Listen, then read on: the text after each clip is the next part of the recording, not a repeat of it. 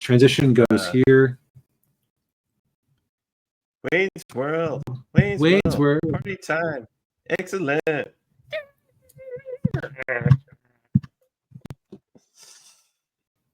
So this movie has a near and dear place to my heart. Like I've only seen it a couple of times, and truth be told, I might have only ever seen the last half of it on TV one time. But I remember having a positive opinion of it before going into this rewatch. Yeah. I actually had the privilege of seeing it in the theater when it came out. Which is pretty amazing, though, because I was only 7 years old when it came out. Yeah, it is pretty impressive. It's a PG-13 movie. But I had a pretty cool mom and dad, and of course, many of the jokes just right over my head. Yeah, these two. Okay, so Wayne's World is based on the Mike Myers and Dana Carvey ongoing series of sketches from Saturday Night Live, where they basically played two idiots who were obsessed with rock and roll, having their own public access cable show out of their living room. A basement. Excuse me. Sorry. That's right, because they lived with their parents, so otherwise they would have been getting interrupted all the time. Right, yeah. I think there was one of the skits where Wayne's mom comes down to the basement. He's like, "Come on, Mom." And I probably should be worth noting that this was, I think, the first SNL skit-based movie that had been made since at this point since Blues Brothers, which I always found kind of interesting. It shows you that they thought this had comedic potential, and considering they also had a sequel, it clearly worked out for them. Yeah, it did. Yeah. But yeah, so this movie, like the basic plot of the movie is you've got Wayne and Garth doing their show. Also, you remembered right. Not only was there a 12-year gap between the Blues Brothers and this was only the second one that they ever made. Yeah. Okay. That's which again is kind of surprising because you would have thought they would have. I'm actually surprised. I think part of the reason the Coneheads movie did so poorly was one of the reasons it did so poorly was because it came out too late. Okay. See, I've only ever really seen the movie. I don't think I saw a lot of the SNL ones or SNL sketches for Coneheads. So it was like a gap between when they were hot and not. Yeah. Because it was when Dan Aykroyd was on SNL, and by the time they made the movie, he had been off the show for like a decade. That's okay. That's right. Wasn't the Coneheads like something that he would do when he was guest starring? No, it was when he was a regular. So they took him. They took one from the 80s and brought it back? Yeah. Oh, okay. Yeah, he or 70s, I think. No, it would have been. No, it was like mid-late 70s. Yeah. Yeesh. Because it was him and Jane Curtin was the other one that he would do it with, and the whole shtick was that that everyone else was like completely stupid or completely ignorant to the fact that they're aliens, even though they're acting like aliens and they look like aliens. That was the whole. Whatever you want to call it, the gag. Okay, I'm going to just go through this list here. Most of these SNL movies, like most of them, are just awful ideas to adapt, and I don't understand, like, what kind of Springtime for Hitler nonsense they were doing that they thought these would be profitable. Okay, so we had Blues Brothers. Good idea. Made a lot of money. Wayne's World. Good idea. Coneheads the next year. Sounds like it was more out of time than I thought it was, so that's interesting. And Wayne's World 2, also in 1993. Then there's It's Pat with Julia Sweeney, which still has one of the records for the lowest grossing movies of all time. Yeah, I think it was only in the theaters for like 2 weeks before they pulled it. Which It's Pat wasn't even, as far as I'm aware, a beloved sketch. No, it wasn't. It was just like it was very uncomfortable. Yeah, the joke wore very thin very quickly. Right? Wasn't the thing with It's And Pat? then Everyone was always trying to figure out whether Pat was a man or a woman. yes, yeah, and they're like, and Pat would be like, "Well, my partner and I were gonna do something like, oh, well, what's your partner's name? Chris." Yeah, that's one of those things where it's kind of funny if it's late at night and you're falling asleep. But yeah. then next up was Stewart Saves His Family, featuring former U.S. Senator Al Franken. That's another character in the same sort of category of only kind of funny because he's kind of awkward. Yeah. Then they took a hiatus.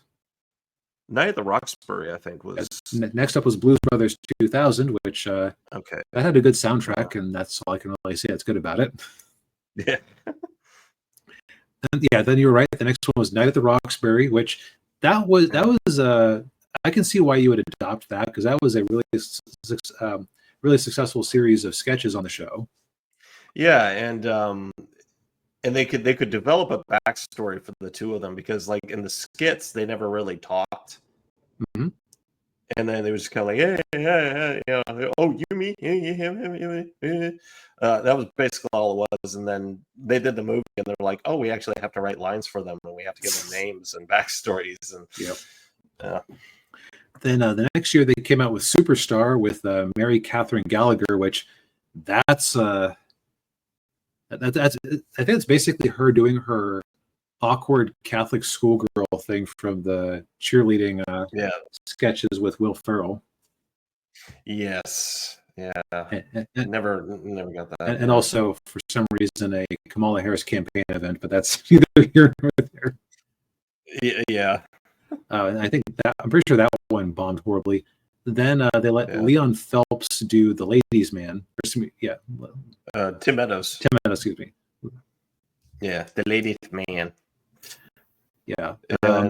Which, okay, I haven't seen that one, but that is one of the better ones we're seeing here from this list. Like in terms of like me imagining what a movie based on it would be like. Yeah. And then they took a 10-year hiatus, and then we had MacGruber, which we watched a few weeks back. Which was not great, but not bad either. Decent enough. I am forced to conclude from this list that not only is Wayne's World, it's in the conversation with Blues Brothers for being the best of these movies. Yeah. It has very little competition, and MacGruber, I could see a case being made for it being in the top 3. Or at least top 5, which felt very wrong after watching MacGruber, but yeah, but I agree with that. Although I will defend Wayne's World 2. I actually like Wayne's World 2, but not as much as this one. But yeah, and I have a soft spot in my heart for Coneheads, so yeah. I've taken us wildly off topic here. Yeah. But yes, but Wayne's World. So we got which actually going wildly off topic for a meta conversation, very much in line with the comedy of Wayne's World. It's true, yeah. Yeah, so Wayne and Garth, they're a couple of guys. They do their show at Wayne's basement, and they catch the eye of a network executive named Benjamin, played by Rob Lowe, and he was so young and pretty back then. Yeah. Instead of being old and pretty. Yeah.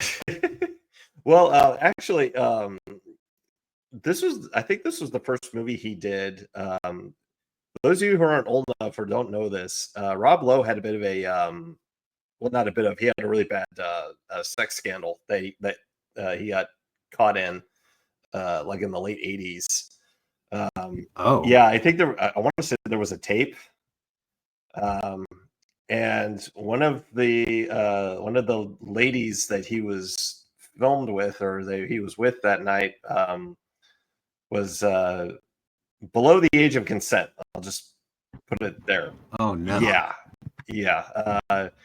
Tanked his career for a period of time, and then he did this movie, and then everybody started liking him again. But I think he got the role in this movie because he and Mike Myers are really good friends.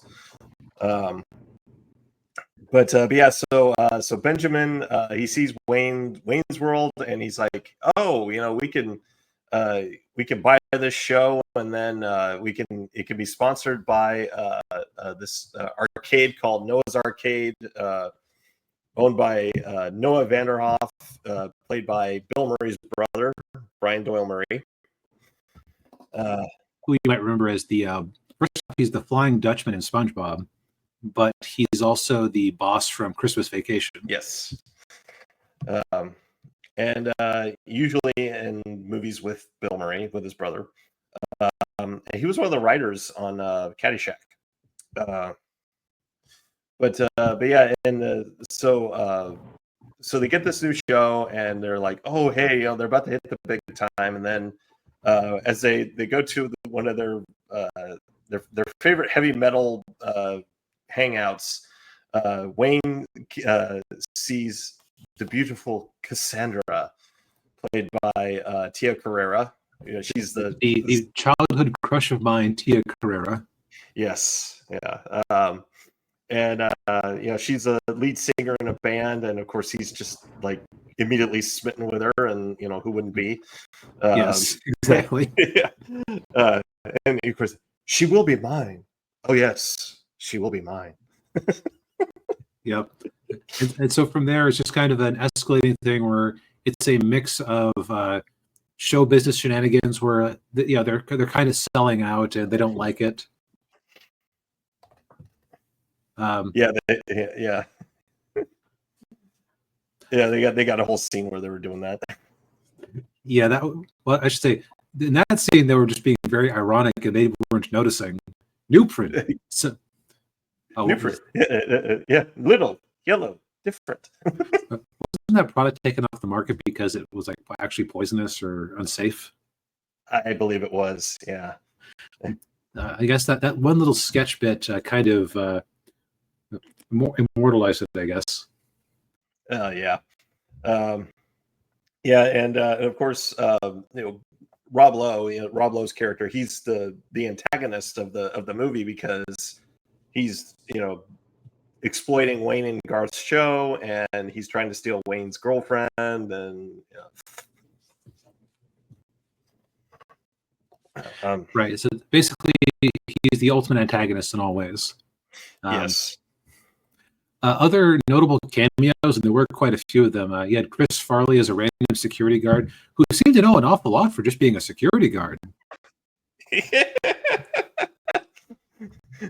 And IMDb doesn't have him immediately listed, but they had the dad from Married with Children in a random role. Oh yeah, Ed O'Neill. Yeah, he's the guy who runs the diner that they go to. Yeah. If you kill 50 people in a war, you're a hero. But if you kill one man in the heat of passion, and then Wayne is like, "Whoa, man! Only I could talk to the camera." Yeah, yeah. God, who else? You had like Meatloaf was the bouncer at the heavy metal club. Oh, okay. Yeah. He also had Alice Cooper because they had the whole scene where they go to the Alice Cooper concert in Milwaukee. Yep. It's pronounced Milwaukee, which is Algonquin for the good land. Yeah, he just knew way too much about it. That is the humor of this movie in a nutshell, is that it's very meta, very silly, very fourth wall breaky. Yeah. Oh yeah.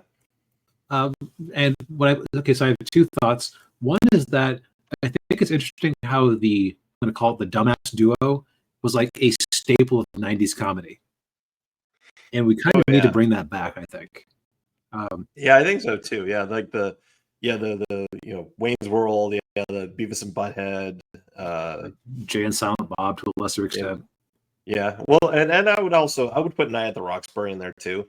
Oh yeah, because they had that same dynamic. But no, I agree because but of course you have to have one that's like slightly smarter than the other one. Yeah, the consistent rule seems to be is that you have the one who's the leader, who is a bit smarter, but not very much smarter, but smarter and aware enough that like he can make reasonably smart decisions and be kind of normal. Then you have the one who's kind of the wingnut, who's dumber than the other one, but also just occasionally pulls off nonsense that no sane person would try. Yeah, yeah. And Garth is kind of like if it were made today, they'd probably say he was on the spectrum, just because of he's very awkward about a lot of stuff. But he on the spectrum or mentally disabled, one of the two. Yeah, because I mean he's still smart though. I mean he makes himself a homemade taser. That's true. That's true. and he's able to hack into all these satellites so that they can do a broadcast. But yeah, he's just like very awkward around like a lot of people, and he doesn't like being touched. And yeah. The dream woman that he sees at the donut shop. That's Donna Dixon, who at one time was married to Dan Aykroyd. The SNL connections are thick with this one. Oh yeah. But yeah, I mean I would say the humor holds up really well. It's still really funny. Gags are great. Yeah, I think this is also a rare comedy movie where the back end is stronger than the first half. Because, like, from my perspective, a lot of comedy movies can kind of throw their best gags at the start, then kind of peter out until they pick up life at the end. I think this one builds up steam and gets better as it goes along. Oh yeah, I think so too. Yeah. And I do. You mentioned it being kind of like the meta humor. I like how in the ending, they because usually in comedy movies, like you were saying, like the climax tends to get a lot of the climaxes tend to be very silly and over the top. Like Blazing Saddles being a classic example. Yeah, or Animal House. But this movie, like they kind of make fun of that aspect of it, where they have the three different endings. They're like the really horrible, depressing ending, and that where they parody misery, and then the Scooby Doo ending. What? It's Old Man Withers, the guy who runs a haunted amusement park. All right, I would have gotten away with it too. One for you darn teenagers. Darn teenagers. And then they do the mega happy ending. Yeah. But no, I agree. Yeah, the jokes actually get better as the movie goes along. I will say the only like knocks, there's the only like two big knock, I guess, is that it is a little dated. With some of the references were a little dated, like the scene with the gray coupon. Right. Like I don't think anyone, no one under the age of 40 remembers those commercials. I don't remember those commercials. I never actually saw one at the time because of the TV I was watching, I guess. And like the only reason I know of that is because of people making fun of it, which tells you just how ubiquitous it must have been. Yeah, it was. Yeah.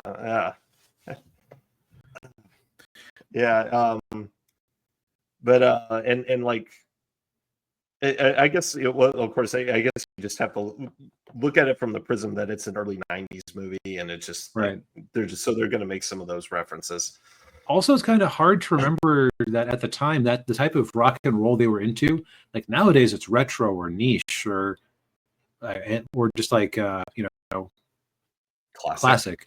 But at the time it's like classic rock. having a Alice Cooper in your movie at the time would be like having Sabrina Carpenter in it today, or having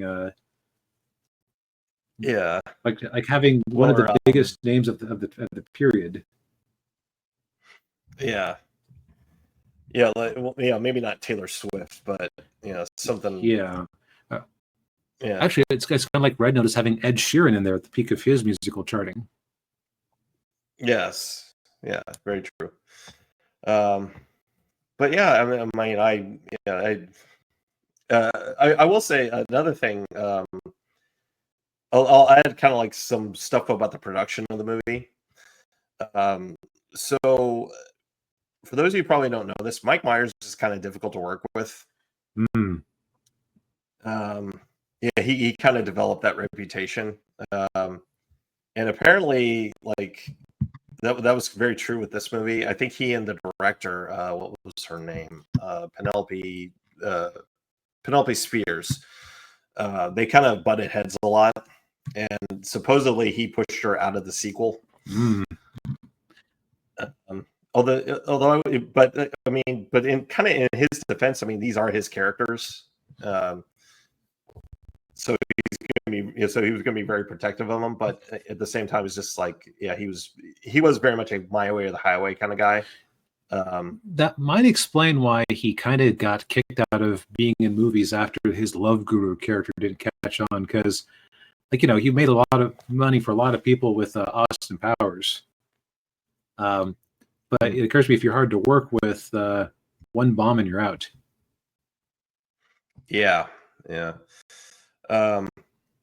And although I will say there was one thing that he did that where he stood his ground, and I agree with it, was the use of Bohemian Rhapsody. The studio wanted him to use a different song, but he was like, "No, we're using Bohemian Rhapsody," and he threatened to quit the movie if they didn't use that song. And now that whole scene is iconic. And see, okay, so that was one of the scenes early on where it didn't quite hit for me as hard. But again, that's a reasonable minds will differ type of thing. But yeah, well, I did like Garth with their buddy, where he's partied out, man. You get a spew, and Garth pulls out a little Dixie cup. And he gets spew into this.